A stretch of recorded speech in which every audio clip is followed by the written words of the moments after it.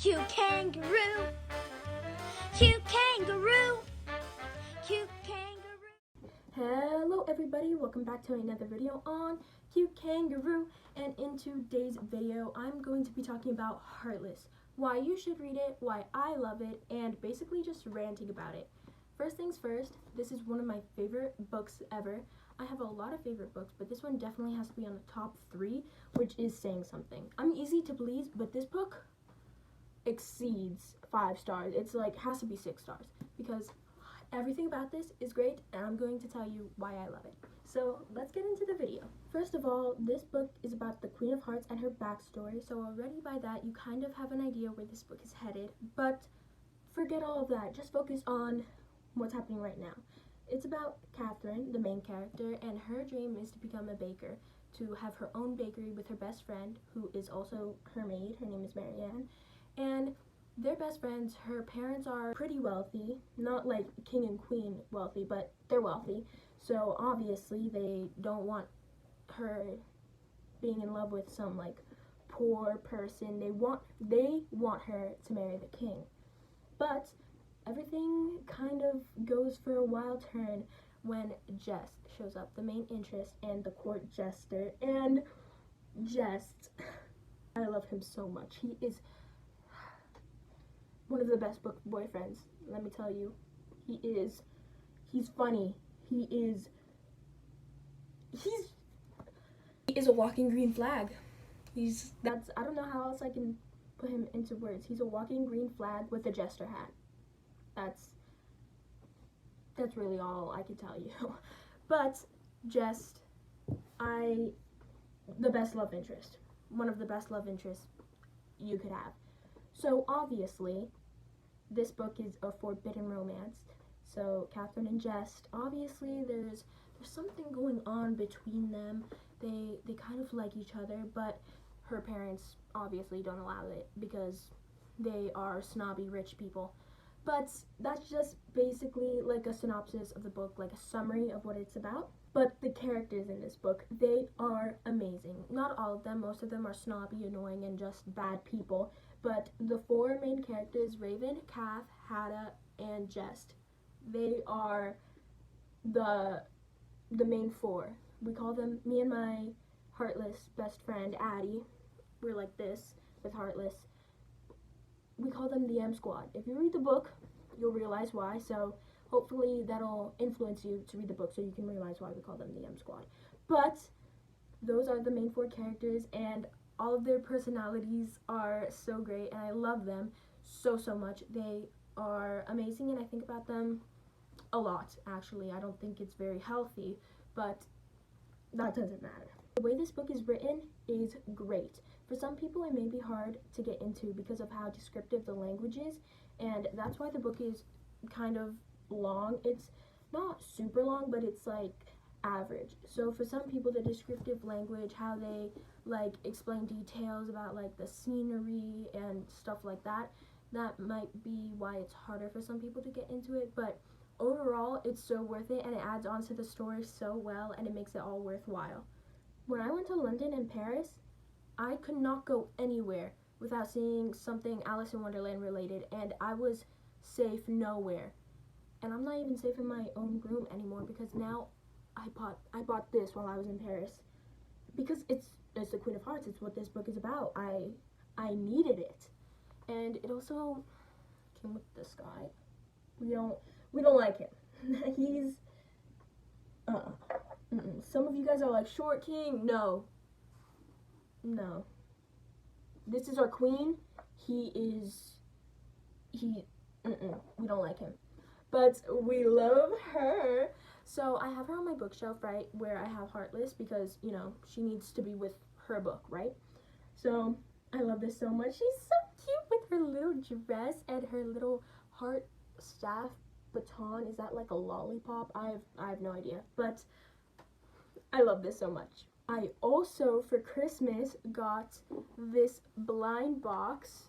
It was an Alice in Wonderland blind box. I first saw these blind boxes in London, but they only had them on display and they didn't have any of the actual blind boxes there, and we didn't have time to go to another location that had it. So I ended up getting one for Christmas, and I didn't know I was gonna get it. It was a surprise, but I'm so happy I did. I love it so much. This is a little Cheshire cat, and on the back it has a smiley face. It's, oh my god, it's so cool, and I love it. It's also on my bookshelf with the Queen of Hearts in the book. And then also for Three Kings Day, I got another one. It's Alice, and it's like she's falling down the rabbit hole. She has her little pillow to soften the fall, and some cards that are attachable, so that's cool. And also this blanket on the Cheshire Cat is also attachable and detachable, and it also helps her stand, I think, because you know that just helps keep her level. But anyways, I love those so much. They're so adorable, and I'm so glad that I got them.